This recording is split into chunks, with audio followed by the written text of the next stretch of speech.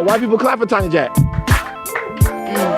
I made the white people clap. Heard that. You heard that? So listen, you're one of the more fascinating characters of 2019 so far. You are, because I'm on vacation, right? I'm on the beautiful island of Anguilla, and I read a headline. The headline says, "Big flex." Not a flex. I go to Anguilla. We go to Anguilla, and we flex. And I read the headline. The headline says, "Artist refuses to play festival where white people are charged double." The first thing I thought was, wow, how can I buy tickets to this festival where white people are charged double? Then I thought, what an interesting stand to take. And I'm sure that it put you in the crosshairs and in the spotlight in a way that maybe you didn't think that it would. First of all, tell us a little bit about yourself, and then we'll get into that. Like, how long have you been doing music? Like, what's your music like? Before we get into what brought you to us, let's talk about what brought you to you. So tell us a little bit about yourself.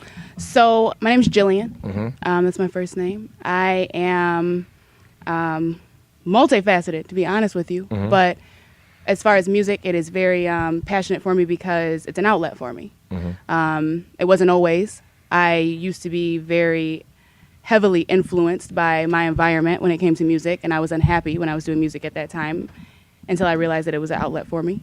As far as my background, I grew up in Hamtramck and the east side of Detroit, as well as the suburbs. So Hamtramck's a small town inside of Detroit. It's completely surrounded by Detroit.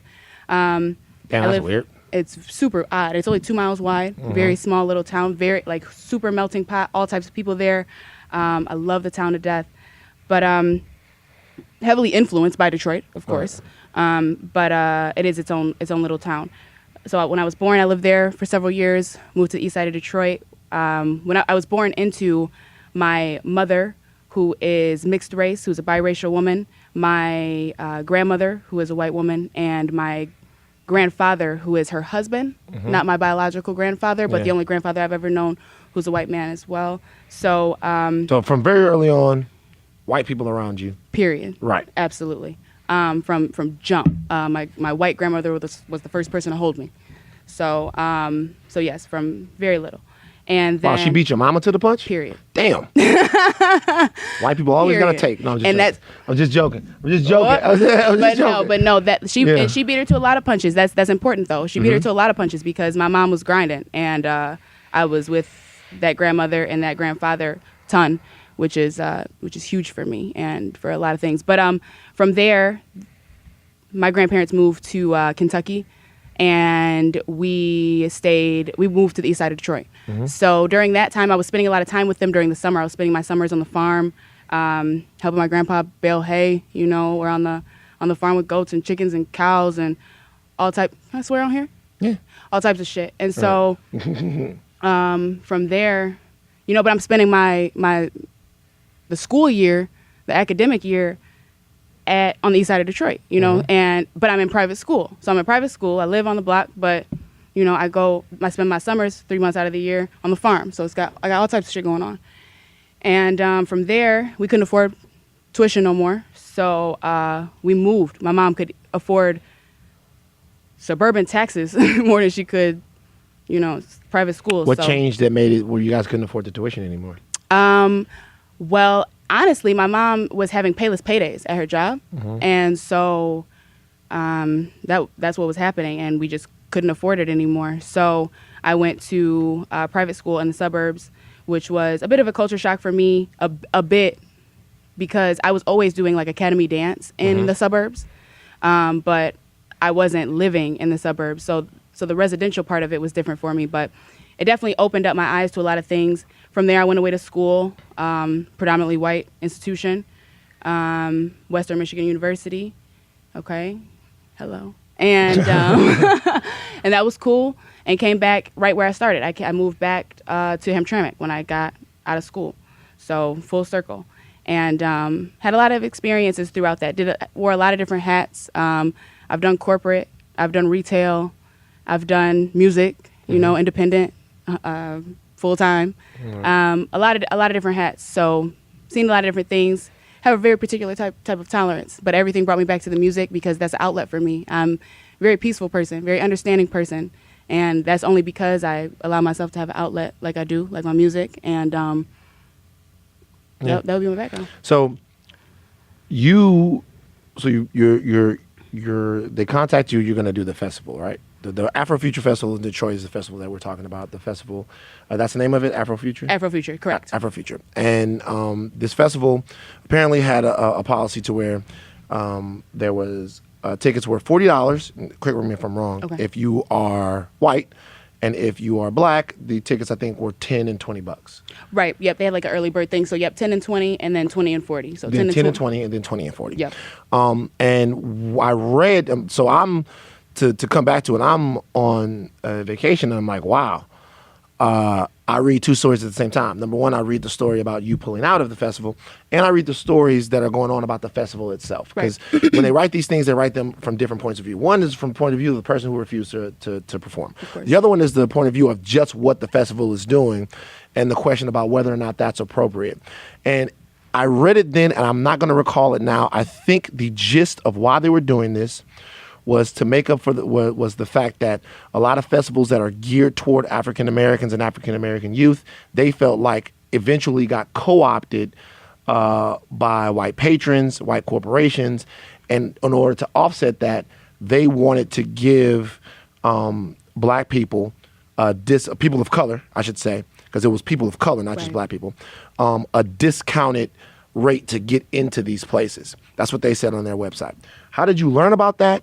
And how did you learn that that's what they were doing? Because obviously when you agreed to participate, you must have not known. Correct. So when did you learn about that, and what was your first response your first reaction when you heard about it? I'm glad you asked that. I think it's very important that the way that I learned about it was from a childhood white friend of mine who fights a lot of anxiety and finally brought herself to support her mans. You know what I'm saying? And at a very public and, event that would definitely probably trigger some anxiety for her, but she was ready to do that, and that was what she was intercepted with. So she has a problem with big crowds. Period. And she was going to go to support you, Right. even though it's a trigger. Period. And us with anxiety know how this can go. Right. And then when she got there, she saw that the tickets were more expensive for her. Were different for her. Right, Yeah. exactly. And the only thing that she sent me, she just screenshotted it and sent it to me like, I bet you didn't know about this, is what she said. And I never even got back to her because of how I felt about it. One, because I had no idea. And that's going to be the main reason why it was a thing for me at all, because I didn't know about it. That's the only reason why it ever became public, because I had already supported it, and so unknowingly. And I was triggered because I felt as if the wool was over my eyes about something that I had agreed to put my name on, and that was unfair. And on top of that, it was something that affected me and my makeup, and not only that, but those who I have great relationships with. And a little bit of care for me as an artist would have went a long way in reference to everything that I just mentioned. So I was very triggered by the situation. Had you known, I'm assuming you wouldn't have done it. Right. Right. Do you feel like not knowing was something that the organizers of this festival did purposefully, or do you feel like they just didn't feel the need to tell you that there was a difference in the price of the tickets? I think it was done purposefully because of that, maybe even subconscious. I will give enough credit to say subconscious, but that there you knew there's going to be backlash there, and so to keep as many agreeable people in the loop and as many liabilities to your mechanisms out of the loop is definitely beneficial for a very limited view. But I think that's the view that was being taken at the time. And I say that because I feel like the whole event was hoping that it would be done under the scope, under the radar. And you don't think they wanted people to know that they were doing this? Oh no, it was a kinfolk thing. You know what I'm saying? It was never supposed to reach all this. Well, the festival's bigger now than it ever has been. Period. I don't believe that was the goal. Right. The goal was to make it it's on the block. Yeah. It's on the block. It's on the east side of Detroit on the block. Like, it was supposed to be some kinfolk shit, like, Right. period. It was never supposed to be any of this. And I feel like that exact thought process is the exact thing that made motherfuckers feel like it was cool. Yeah. And I get that. I'm not too dense to understand that. I'm not too dense to understand this was for us, by us. You know, that's not no deep concept. Yeah. But it wasn't done right. Right. And that's just really the bottom line to it. It wasn't done right. And there's no other way to put that. I couldn't get behind it because it wasn't done properly. And there's a way that we can definitely take a stand on discrepancies in equity. There's a way that we can move the needle on that. But I feel that requires depth. I feel that requires a little bit of critical thinking. It requires stealthiness. This was loud. Why do we have to be stealth? The things that were done to us were pretty loud. They were, absolutely. How did they go? Did they work out? For the people that did them to us, they worked out amazingly. You think so? You feel as if they worked out? For the people they're still being fought. Yeah, you know what I'm saying? But we're fighting. Do you want to be in their position? No. Okay, then it didn't work out. Well, depends on how you look at it. But right? for you wouldn't even, you don't even want to be in their position. But I love the only reason why is because I love my culture. But what you're saying, that didn't work. You don't want to be there. So why do something that's going to get you where you don't want to be? This is why I define it as having worked for them. Okay. Because they got done exactly what they wanted to have gotten done. So the way I look at things in this entire prism is your goal, what you wanted to do, based upon and how close did you get? Okay. Now for me, there's a certain set, and part of that is because of my community and because of my mother and my grandmother and the moral values that I have. Right. There's a way that I, part of this has to do with growing up where I grew up in South Louisiana, Baton Rouge. I say it at every podcast, and I'll say it now. But there's a sense of morality and fairness that I believe hasn't been shown to African Americans. But it hasn't not been shown to African Americans on accident. It hasn't been shown on purpose, right? And the reason why it hasn't been shown on purpose is to set up a caste system where a certain group has all the advantages in America. And they want these advantages so they can wield significant cultural, corporate, economic, and military power. So, whereas I wouldn't want to be them, they would want to be them. So it's working for them. So the only question that I have, I appreciate the stand that you made, because if you look at the things that you're talking about through only a moral prism, there's no way to disagree with you. Like, there's no way to disagree that it is unfair to charge one group more than another group to attend a concert. There's no way to disagree with that. Right. The only thing that I would say, and this comes from 39 years of really observing America, trying to participate in America, and striving for things in America, why is it always us who has to care about fair? I'm going to preface this by saying it feels good to piss. Don't get me wrong. You know, this is pissing, though. This is pissing. Like, it's chess. You know what I'm saying? This is a checkers move. It's loud, and it's only matters that it's loud because it's checkers. It's not even, we're talking a festival that's on the east side of Detroit that's trying to tell me that we're doing this to bridge an equity gap, and we're charging an extra $10 for every white head. Okay? We talking a capacity of 200 people. White people wasn't coming. Anybody that was white that was coming was my fans. So we talking on a good day, I double my following with this shit. You know what I'm saying? Yeah. So on a good day, then I'm bringing, especially to the east side of Detroit, I might have been bringing out fam that hit me up. Yeah. You know what I'm saying? You about to bridge an equity gap with the $10 on her head? You're trying to say something. You're not actually trying to make these gains. You're not actually putting in that work to get this shit taken care of. This is just loud and rude. And if you want to be loud and rude and smart, I'm cool with that. If you want to be loud and rude and right, I'm cool with that. If you want to be loud and rude and successful, I'm on deck. Right. But y'all loud, rude, wrong, and we still broke. Right. I have a problem with that, and I don't know about it. So now I'm loud, rude, and broke with you. So I have a problem with you. That's where I'm at with it. It's really that simple. It's nothing. It don't got shit to do with my granny. That was emotional for me. You know what I'm saying? I couldn't imagine being up there singing the songs that I sing off of a mixtape that's named after my grandmother, and she paid double to get in here, trying to reach a goal that this ain't even set up to reach. Yeah. Trash. That's whack. I'm not here for that. Yeah. What I am here for is to make sure that I don't bend on what I believe in, off no bandwagon shit. That's for sure. And to definitely uphold the things that made me what I am when I sit in front of you today. Yeah.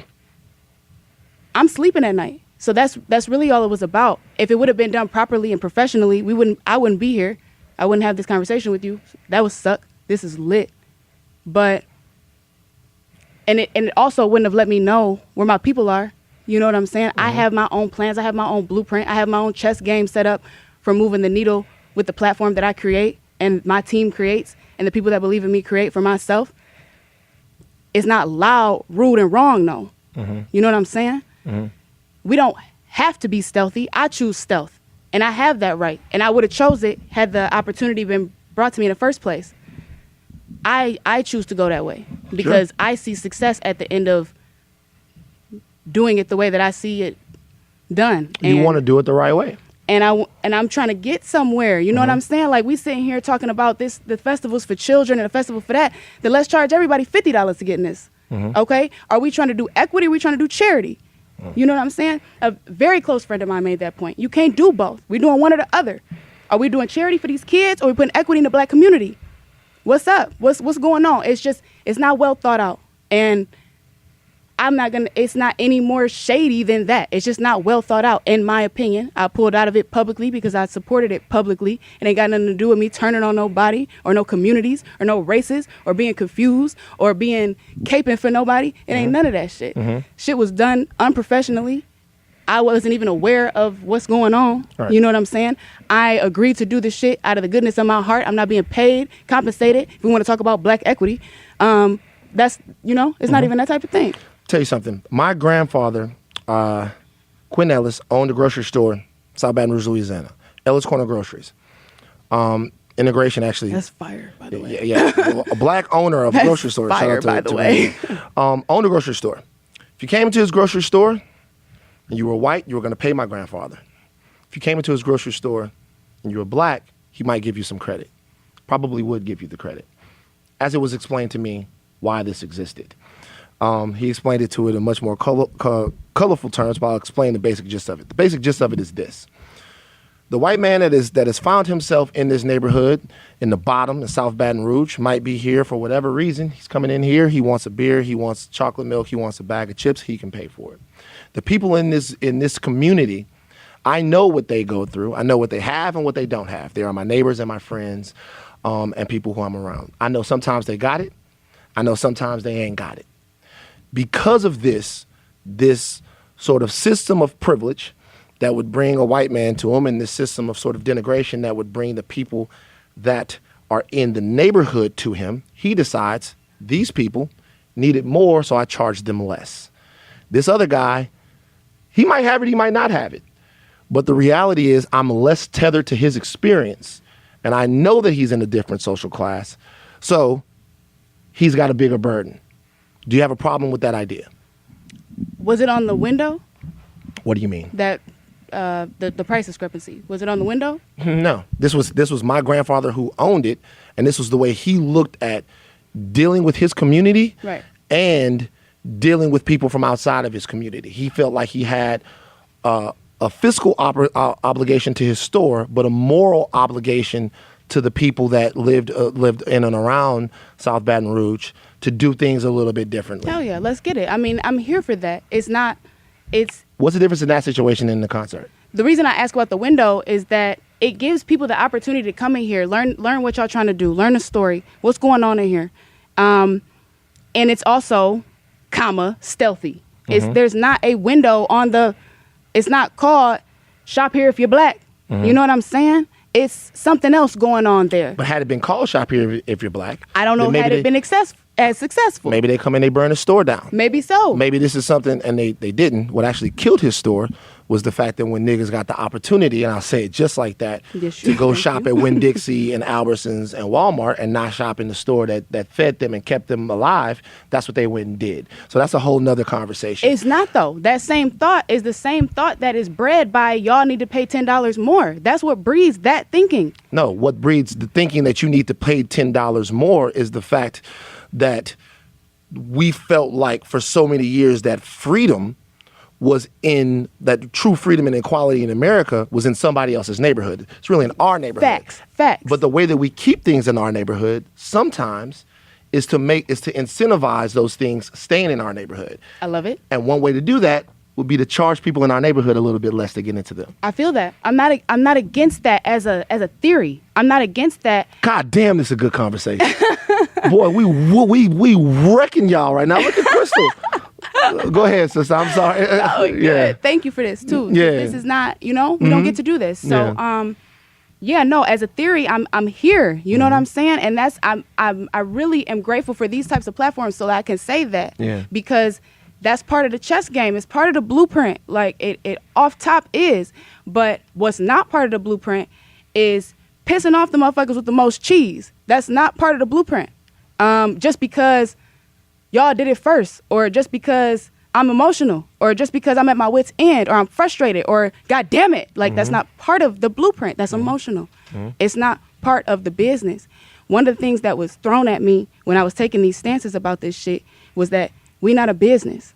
Why'd y'all book me? I get booked by businesses. You know what I'm saying? Like this, y'all trying to do too much. We trying to do emotional shit. We trying to do business shit. We trying to do equity shit. We trying to bleed from the heart. We trying to do all this. No, we done seen how it works when we do that. That's not it. How does it work when we do that? It don't. Look where we are, being emotional. You think black people are being emotional? Yes. How so? With good right. Look what's put in front of us every 5 seconds. Right. And a lot What of are we us being emotional about? the wrongdoing to us. We're being emotional about things that we are completely in our right to be emotional about if all we want to end up is some expressive ass motherfuckers. Let's get it. What would be your view of not being emotional?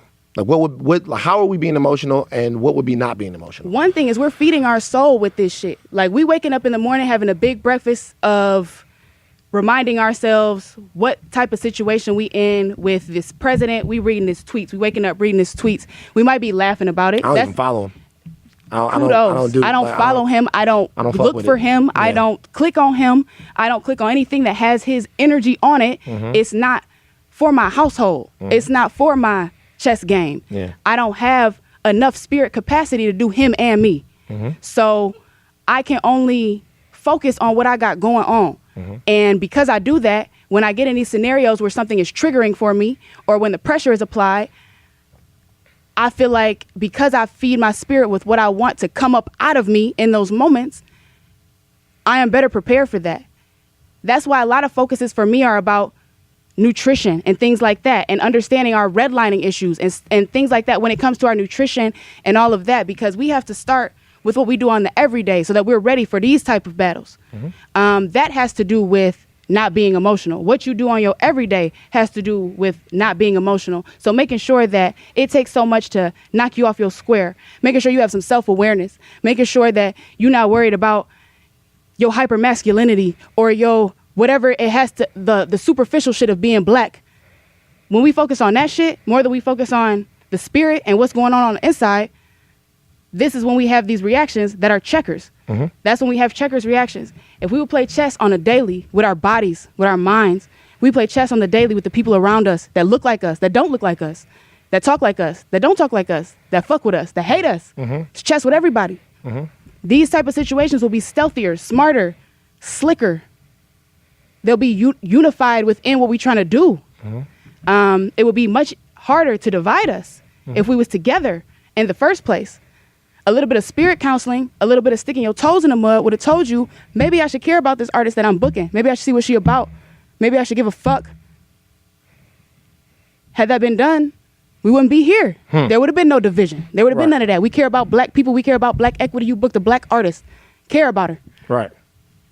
That's really as deep as it gets. Give a fuck before today. Give a fuck before it hit Van. Give a fuck before it hit CNN. Y'all didn't give a fuck. That's messy. Maybe perhaps they didn't know, but they didn't assume, because I'm not gonna lie, I was surprised that when I saw the article and I clicked on you, I was surprised that you were black, because it's not that I was offended or anything like that. I think I look at that and I'm going, well, it's a stance I wouldn't have taken. But when I read more about it, I understood why you took the stance. This is my retort to what you just said, and I think that one reason why meeting ideas like this is important is because of the gumbo of thought that's going to have to exist for any type of community building to actually happen. Right? It's not going to happen one way. The way that I would look at what you're saying, the way I would look at everything that you said is this. So there are apparatuses that exist and some that have to be built, right? So one apparatus to getting our community together is to have them understand what it is they're up against. So in order to understand that comes with dispelling some lies, that comes with a little bit of shedding the light on the truth of the systems that are working perfectly to keep us where we are, and a little self-accountability and understanding about what we're going to need to do. So part of that is going to be, okay, this is how you got here. And the reason why this is how you got here is important. Now, what I don't believe is that we need to flip on social media and seeing a brother or sister get his head blown off by a police officer every 5 minutes. I think that is actually killing our spirits. But, some people believe that it's important to keep people aware and vigilant, and I can agree with that too. Right. But what I would say is that what I have to do is I have to, in my brain, know two things. One, that the best society to build in America or anywhere is one that values freedom, justice, and equality, right? For everyone, regardless of race, freedom, justice, and equality. However, that there are specific communities that are being denied that on purpose. So because they're being denied that on purpose, and because there's not going to be a massive change of heart in the ruling class, that'll never happen, the way that those communities can combat that is one way: solidarity. One way. And solidarity in a bunch of different factions, right? You have to care about so many different other people's experiences. You have to care about the experiences of the old lady that lives across the street from you that's struggling because her Medicaid got cut. You have to care about her. Right. You have to care about your LGBT homie across town that's going through it, that can't live their true life. You have to care about a lot of different people. The nigga who you exhausted of caring about. Right. You have to care about a lot of different people. But what you really have to care about, if you want to see them change, are the people that are in your community. Yes. I'm from South Baton Rouge, Louisiana. I'll say it again. That's 2 on this podcast. I have to care that I've been able to be semi-successful. I have to care about those people. I have to care about them. And caring about them oftentimes means prioritizing them, means that their justice means a little bit more to me than maybe the people's justice in Shenandoah or Sherwood Forest, their economic viability. Only because they have their own community to rally for them, is what you're saying. Right. Only because they straight. That it's because they're straight. And another reason is, Jillian, is I can't depend on the people from that community to care about the people from my community. Because had we been able to depend on that, the situation wouldn't be the way that it is right now. So I can't, if I could go and take leaflets, right, and go to Beverly Hills right now and go, yo, shit is fucked up in Watts. Here's the information. And if I believe that they would go, oh my God, look at this, let's go do something about it, then that's what I would do. Right. But the only way to really improve the conditions of the people that live there is to make them care about each other. Right. More than they care about some other things. More. I mean, when I say more, I mean, I love everyone. I love you a little bit more. I care about everybody. I don't want to be unfair to anyone. But the unfairness of another segment of the population is actually less important to me than whether or not you're being treated fairly. It's just like you treat your family. Right. So I think that if anyone had a problem, and by the way, your specific upbringing is antithetical to that. I ain't had no white people in my house.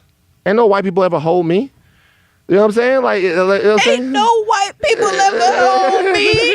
You know what I'm saying? Like, I don't know what the fuck that's like. I didn't, I have a lot of white friends. I'm like when I first moved out to LA, the guy who I live with out here was my boy Tommy. Shout out to Tommy Talley. Tommy's mad at me because I talked about the state that his house was in. Now he about to hold you though. When I came out here. But Tommy, we got that. Tommy and Barbara, I love you. But so I don't have that experience. Right. But I think that for a lot of black people, and I won't speak for them all, we're starting to feel like ownership and group operation is the way to get there. Right. And it seemed as if what you did was at cross purposes to that. Right. For some of them. Right. Which is the reason why I followed you, right? I followed you, and then someone hit me up in my DMs, yo, unfollow Tiny Jag. What? Say that again. Someone hit me up in my DMs. Like, I followed you because I was like, yo, I'm definitely. For the record, I'm on. Listen. I knew this conversation was gonna happen. I'm getting her ass on this podcast. Somebody said, yo, unfollow Tiny Jag. Yo. You know what I'm saying? And so, and then now that brings me to the point I'm about to ask you about. When I went into your comments, yeah, I saw a lot of fuck ass Trump supporters in your comments. Period. Plenty. Does it bother you being a symbol to them? Yes, it bothers me. Yes, it bothers me. Absolutely. Does that ever make you feel like because so many Trump supporters are like, yeah, go, that you maybe were on the wrong side of this? Fuck no. Okay. But it bothers me for sure, but it was a predictable outcome. It was a predictable outcome. If I wasn't doing my chess game on the daily to myself, I would be the type of person that modifies everybody's stories to fit my agenda as well. Mm-hmm. So I get it. Hate in my heart about it because it's the shit that don't make sense that I worry about. I don't worry about shit that makes sense. I don't worry about shit that I can see coming. I don't worry about shit that I can make sense of it. I saw that shit coming. That's gonna happen. It's good and bad with everything. This happens to be the bad of this happens to be so sensationalized because look where we are. So yeah, that's some crazy shit right now. And I don't even mean to make it seem so not a big deal, but for one, it's a reality that I refuse to subscribe to because I can't feed my spirit with the shit, for one. For two, if you gave a fuck about me, you already know what tip I'm on. If you listen to the music, you already know what tip I'm on. So I'm not that worried about it. And I ain't showing these motherfuckers no love. Like, you know what I'm saying? And they not staying. Mm-hmm. As soon as I drop my next track, they can be like, oh my God, she's not for us. Like, it's not that, I'm not worried. They not staying. They not staying around. And if I did worry about it, I probably wouldn't have made it up here today. You know what I'm saying? I'd be in a corner somewhere, rocking back and forth. Like, I'm not worried about that. It's going to be bad that come with everything. Mine's just sensationalized right now because of timing. It's sensationalized in a good way, too, because of timing. It's sensationalized for me right now because of timing. I'm understanding my people better than I ever have because of timing. What have you come to understand better about them? A lot of them playing checkers. And I was about to get to playing chess on their ass, and I was going to lose a lot of them, and I care about them. So now I'm about to go to the checkers game and rally them niggas up, pull them over to the chess game. I didn't know I had to do that though. I was just about to start playing chess, and I didn't realize that I care a lot about not just me and everybody that subscribes to my school of thought, but people, everybody. All right, let's pay some bills right now. Excuse my voice. I'm a little under the weather, but it's not gonna stop you from getting this great information from AudioMack. If you're listening to this right now, then that means this podcast is now available on AudioMack. AudioMack is the free music and podcast streaming app that lets you stream and download the hottest albums, mixtapes, songs, playlists, and podcasts, along with AudioMack exclusives. Discover the best new songs by browsing the trending page. Check out the library of carefully curated playlists. There's one for every mood. And take your favorite songs and podcasts offline to save your data and listen wherever you are. AudioMack is here to move music forward. Available now on the App Store and Google Play. Now let's get back to more of this incredible conversation with Tiny Jag. And, maybe I'll put out a trap album or something like that. I'm kind of sounding like Jeezy right now with whatever's going on with my throat. What when you say the chess game, you say checkers. A lot of them are playing checkers. Some people are you're talking about the chess game. Just I feel like we've touched on it, but crystallize to me what playing chess is to you. So, equity is about, and again, the big difference is the difference between equity and charity. And I have to plug another artist. His name is Fuzzy Slippers. He was able to put this into words that Fuzzy Slippers. Okay. And let's even talk about his name is Fuzzy Slippers because he's so comfortable being who he is in whatever setting that he always in some slippers that's fuzzy. Fuck with him. Okay. Fuck with him. Fuzzy slippers. Man. So he put it into some really good words for me though, because he studied political science and he was able to put it in better words than my spirit was able to bring for me.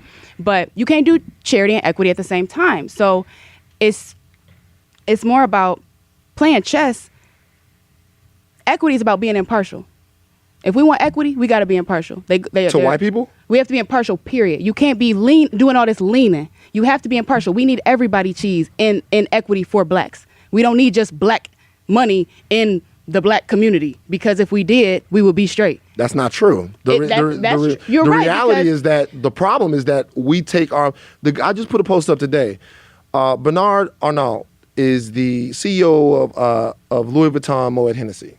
Okay. Think about that. Louis Vuitton Moet Hennessy. My grandmother used to put Hennessy in my baby bottle.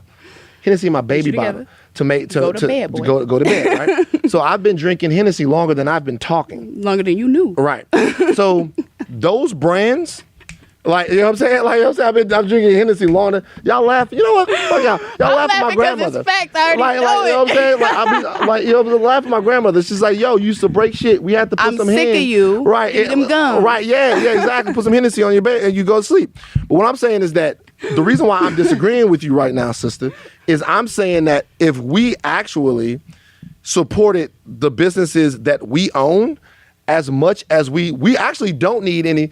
The Black American economy, if you just took the economy of Black Americans here, I think it would be like the 15th or 16th biggest economy in the world. Right. So really, we don't need any dollars outside. We don't need anything. So let's teach them that. Right. That's the thing to teach them. That before we teach them get an extra $10 on the white head. Let's teach them spend here, not. And we can do that without a discount, because my thing is, even with a discount, if I cannot afford a $20 festival, I cannot afford a $10 festival. That's the difference we're talking about. Really? You really feel like that?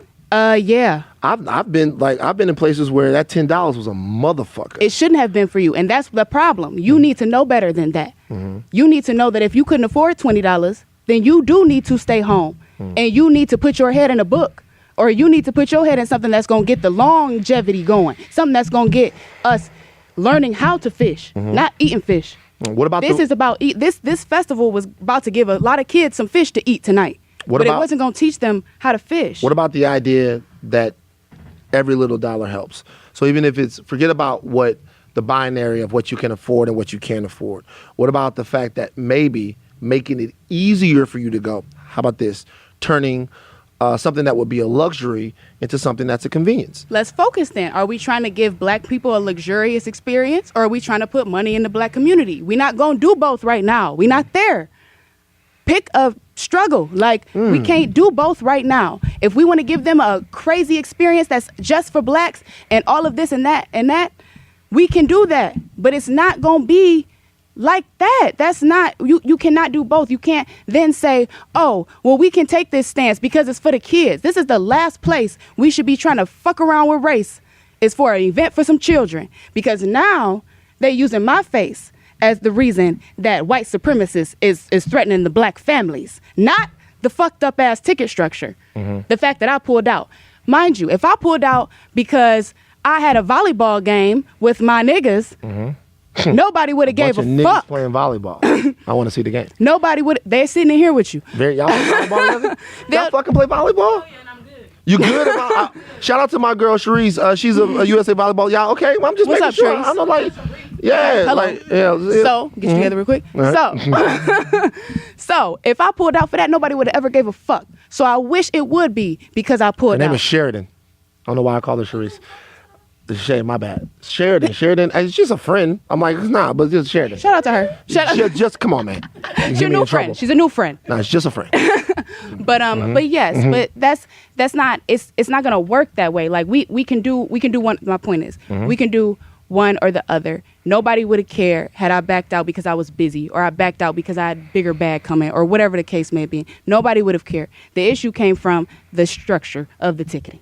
And if we was going to be up in arms about some backlash, it we need to focus on where the backlash came from, and how we can keep that from being a thing next time, if that's not what we want. I'm not that close.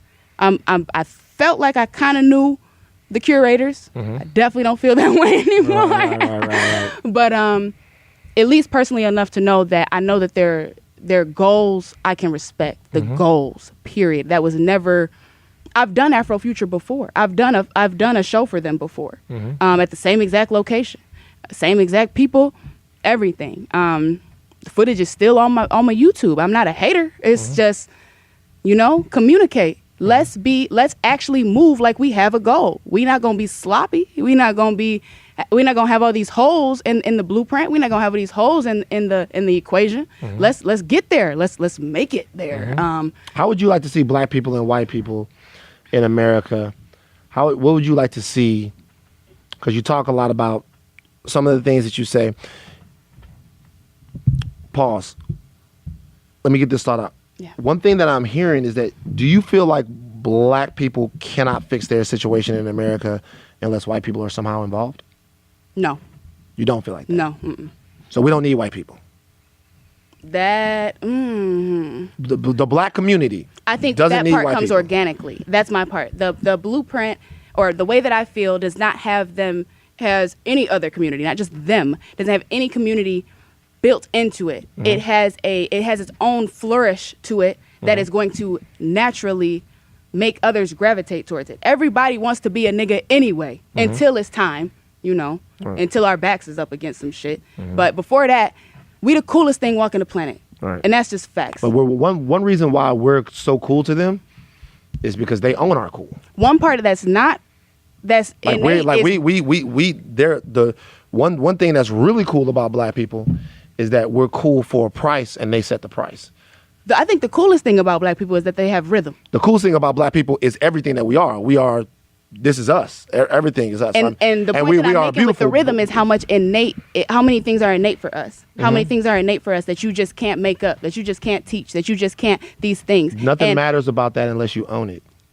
Period. We own it culturally, but they're buying and selling it. And there's nothing about $10 on the white head that's going to make us own anything. Right. It's going to start these conversations. But it's going to show them that, to me, the point of that is, by the way, if I ran that festival, I wouldn't have done that.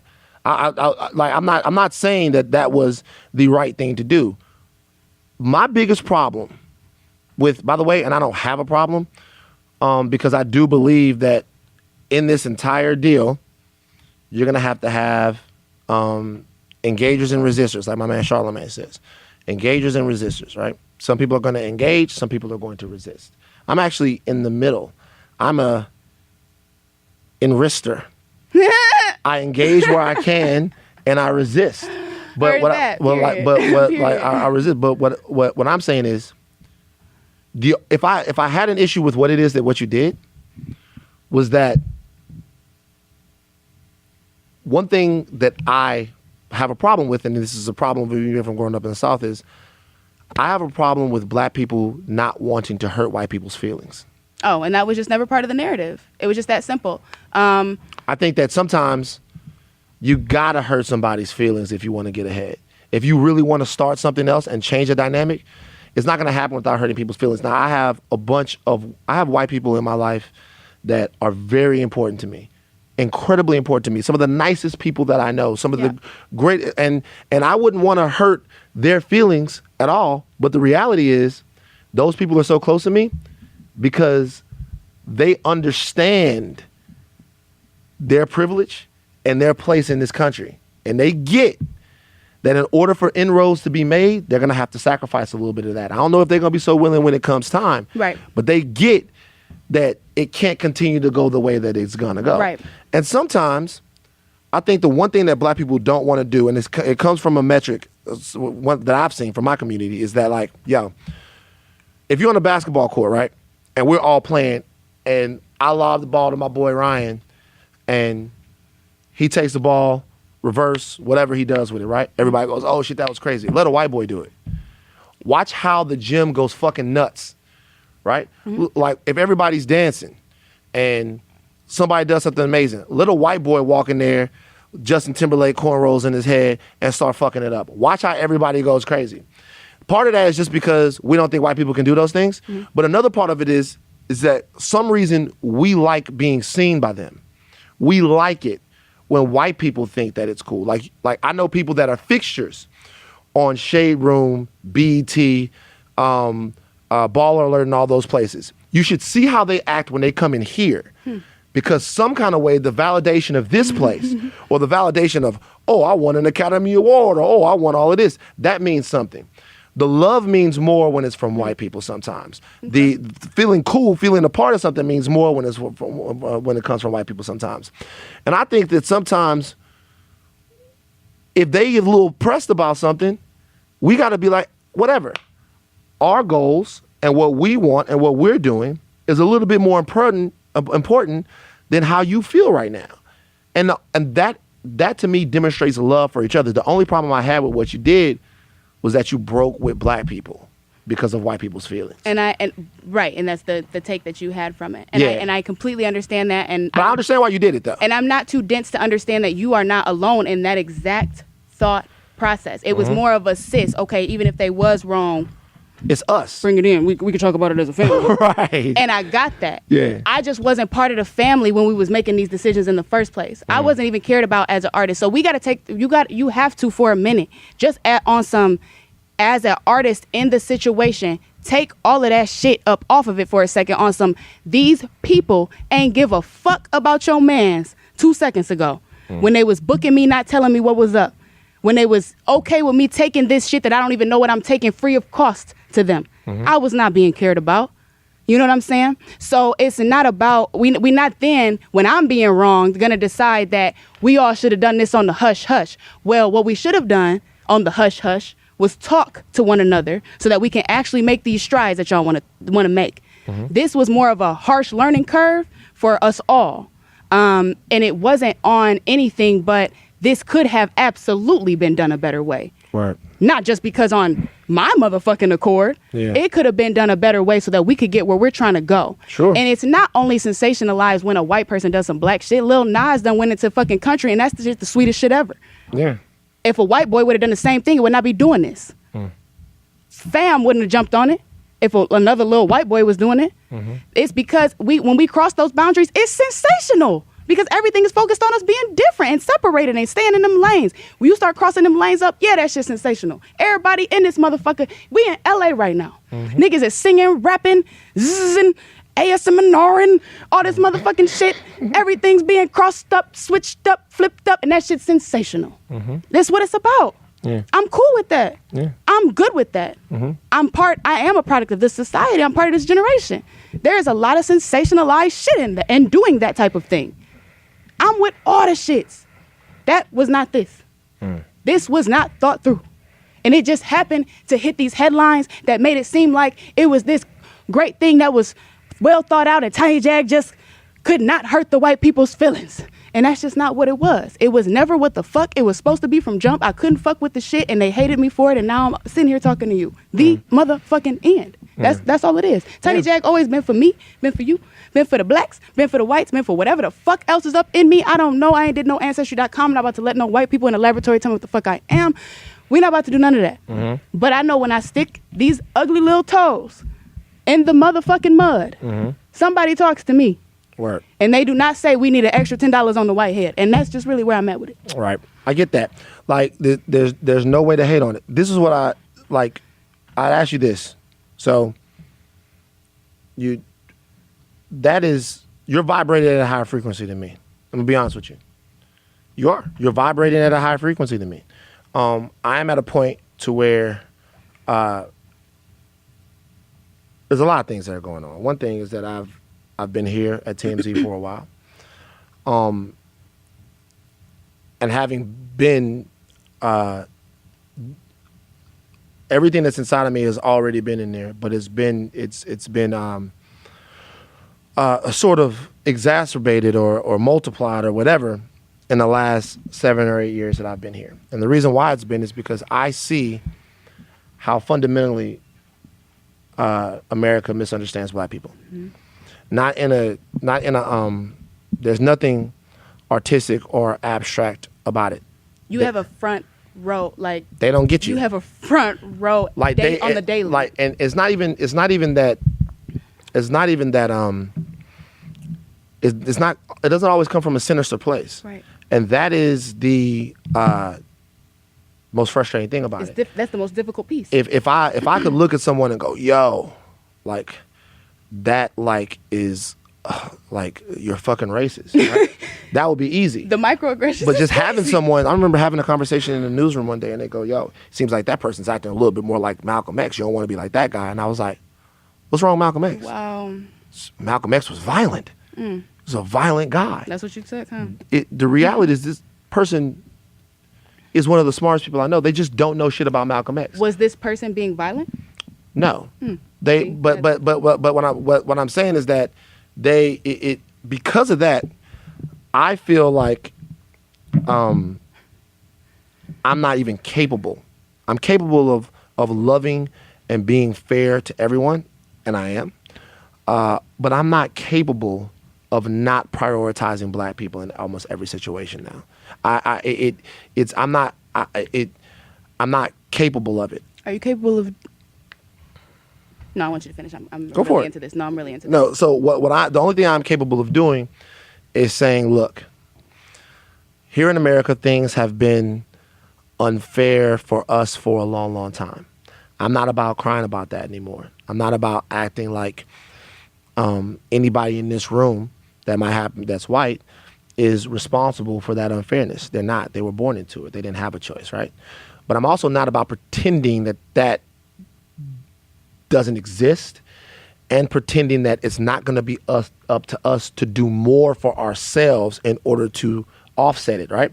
So the burden is that we have to do more for ourselves. Absolutely. We have to do more for us. Absolutely. And sometimes that's going to piss white people off. And Van, I want you to know that is us doing more for ourselves is a theory. Sometimes it's going to have to be more expensive for them. Sometimes there's going to have to be a cultural cost. And sometimes there's going to have to be, because think about this. You're a musician, right? It's not even sometimes. For this to work, it's going to be. You're a musician. You know what I'm saying? Off top. So, like, for example, there was a time where you could just steal black people's music and call it something else and then make over $1 trillion off of it. And whereas a bunch of black people who did rock and roll music that died in obscurity everywhere. Not even right. And the Beatles and the Rolling Stones and Led Zeppelin, if you ask them, who fucking, they're like, oh shit, Muddy Waters, Lil Walter, all of these guys, these are the people, they kid America, they go straight to Tennessee, right? Mm-hmm. They go straight to Muscle Shoals. They go all of those places, right? But they end up being 75, 76, 77, still touring fucking 21-year-old ladies, making $1 billion. And the men who invented the sound, they don't get shit. At all, right. They can't even get in the Rock and Roll Hall of Fame half the time. Mm-hmm. So they will rock and roll us in every aspect of who we are if we don't make it a little bit easier for each other to succeed. So that's the only difference that we're having. And it's not a difference. That's my whole thing. It's not a difference. Listen to how much depth there is to what you're talking about right now. It's not going to be as simple as doing what you just heard from this festival. Yeah. It is way deeper than that. That is a bunch of chess that you're talking about. Mm-hmm. That's a bunch of fucking chess. It really, truly is, which is why I was not out here. First thing my mama asked me when I told her, I'm about to take music serious. I'm dropping out of my master's program because I'm in my class making video treatments. And she said, niggas, you crazy? She said, what is your message? Mm-hmm. What's the message? And my initial reaction to her, which I still relatively stick to, but my initial reaction to her was the message is coming. Yeah. That's period. Mm-hmm. You're my mama. You know what my message is. Word. You know what I'm about. You know what time it is. I done put you on some stuff. Mm-hmm. You know, we working together in here. You know what's up. But I can't stray away from the blueprint. The blueprint is built to be attacked. That's why it's there. If everything was just gonna go the way you feel it was gonna go, you don't need anything to stick to. You don't need a blueprint. You don't need no guns to hold on to. It's not gonna go like that. The blueprint gonna get attacked. I didn't know it was gonna get attacked like this, but it's gonna get attacked. But if I start veering from it, It's no longer the blueprint. I'm out here willy-nilly. I'm out here pissing. I'm in the contest of pissing. We've been pissing for a long time. We've been making these knee-jerk reactions to being exhausted from watching these videos, exhausted from being in our corporate positions where we see us misunderstood every day. We exhausted. We tired. We are tired. But the blueprint is still in effect. The blueprint is still in effect over here. So the message is important for me, but it's got to be laid out in a way that I think, as a communicator, it's not just about it getting out of my mouth. It's not just about me making a stance. It's not just about me making a point with my decisions as far as here's a ticket structure that's going to send a message. That's not the message. I need my message to land and to stick and to start to induce change, to move a needle. And I think that it's important that we do it that way in order to do that. Like I said, this starts conversations. This does things that, because of how it went, it does start conversations. Because it did hit headlines, it has started conversations that I think are necessary. So I don't even take this as an L for anyone across the board. Everybody won. Period. And that's why I can sleep. They won. They won.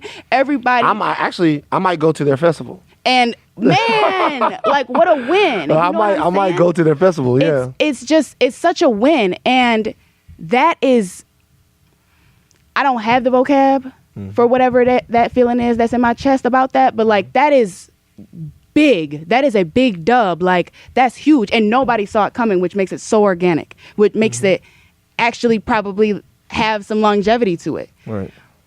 But I don't think it would have been that the way that it was going. And I also don't think that without these types of conversations, the needle wouldn't have even been starting to do anything off of that. And I also think that idea may have put some ideas in the children that do follow that school of thought without objection, without hearing another side, without maybe consulting someone that has had a white this or a Asian this or a Hispanic this or whatever, lacking that tolerance, making them feel like they have to be within these safe black spaces. It lacks a tolerance to move. And I feel like at the end of the day, this ended up being a win because it put a sensationalized significance on a lot of different avenues that are within this same idea that at once was just very narrow and kind of had some blinders on it. What's next for you? Shit. Well, the music for sure. But one thing that I will say, I was just sat here, it's fucked up, there's going to be like that much of a contrast, but I sat here and said about the blueprint. But the blueprint, I do feel like it needs a little modification just because I didn't know where we were. So I feel as if my message does need to be in the music a little bit sooner than I had maybe planned. But it was there anyway. It was there anyway, regardless. The principles are there. Do you have more people reaching out now? Oh, for sure. I mean, look at you. You look at me in my eyeballs, my pupils. Are you in this moment? Yeah. I'm in this motherfucking moment. I leave here tonight. I'm here with you right now. This is big shit. Not just on no tiny jag shit. Not just on no van shit. You know what I'm saying? I ain't never had no conversations like this and felt comfortable to talk about where I'm coming from with no lights on me, with no microphone in my face. Right. You know what I'm saying? This is huge shit. This is big shit right now. So it was necessary. It was necessary. And it's more to come that's going to be necessary. And I'm going to be honest with you, now that I realize all I got to do is necessarily issue an apology to my own fans and shit like this could come about, I don't know if this the last time some shit like this going to happen, to be honest with you. Yeah. I don't know that. But because I feel really deeply about a lot of shit.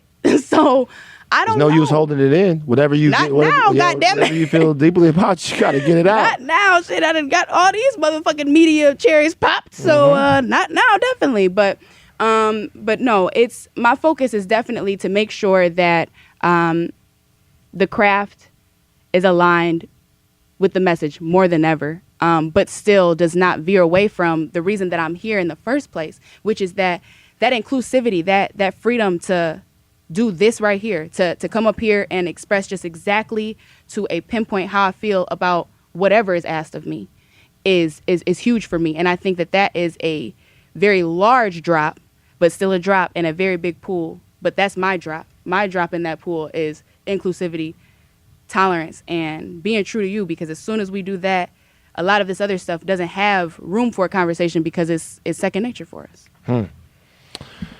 Yo, let me tell you something. I knew that this conversation would be good when I'll tell you why I knew it would be good. Like, I went on when everybody was like getting at you, and then you put a picture up that was basically like "fuck you." I like shit like that. I like the fuck you people. I do. The apology people aren't bad. I don't mind the apology people. They're fun to hang around with. Right. But I like the fuck you people. I like the fuck you people because the fuck you people in this day and age have the wherewithal to stay on their lane and to stay on their road. The only thing that I would hope is that you're willing to add lanes. Oh, and that's for sure. I'm a Sagittarius. I'm the most adaptable that you'll ever meet in your life. Yeah. And for me, you know, my sister's militant. I'm part-time militant, all-time black. But I do respect the point of view that there is a general sense of basic fairness and awareness. And I like the fact that you had the courage to move within your spirit and on how you see the world. Thank you. Thank you so much. And that is an uncommon trait now. People are normally playing to the crowd. We all, I don't give a fuck who you are. I know some of my homies in this media scene are listening to this. You all do it. Oh, man. You all go, oh yeah, that'll be fire to put on the gram. Let me put this up and blah, blah, blah, blah. And like everybody does it. Everybody goes, how outrageous. But you didn't know what was going to happen. You did it. And for that, I'm telling all the white people in the room, just the white people now, clap 10 times harder for Tiny Jag right now. Clap, extra clap. No, that's a $10 clap. I need a $40 clap. Not right. Clap 40. You Ain't paid nobody say stop clapping. Clap for Tiny. You better get $40 worth. All right, where else y'all going? What else y'all doing while y'all in there? Like y'all? Actually, we're out of here. We're going to Chicago. Complex Con is going on in Chicago, so that's lit. But definitely, I mean, I'm Tiny fucking Jag, so that's my big thing. I want to make sure that I can connect with everything and everybody. So I'm everywhere all the time, but I'm Tiny Jag on everything except Twitter. This will be great. Except Twitter. If y'all fuck with this interview, harass Twitter. Tell them to give me Tiny Jag because somebody has it. They only tweet like once a month. That's whack. They won't give it to me. So I'm Tiny Jaguar on Twitter. But everybody that, fucked with the interview, definitely harass Twitter about giving me Tiny Jag because that belongs to me. Tiny Jag. All right, we out. All right. Tiny Jag. All right, we out. All right. Tiny Jag. All right, we out. All right. Tiny Jag. All right, we out. All right. Tiny Jag. All right, we out. All right. Tiny Jag. All right, we out. All right. Tiny Jag. All right, we out. All right.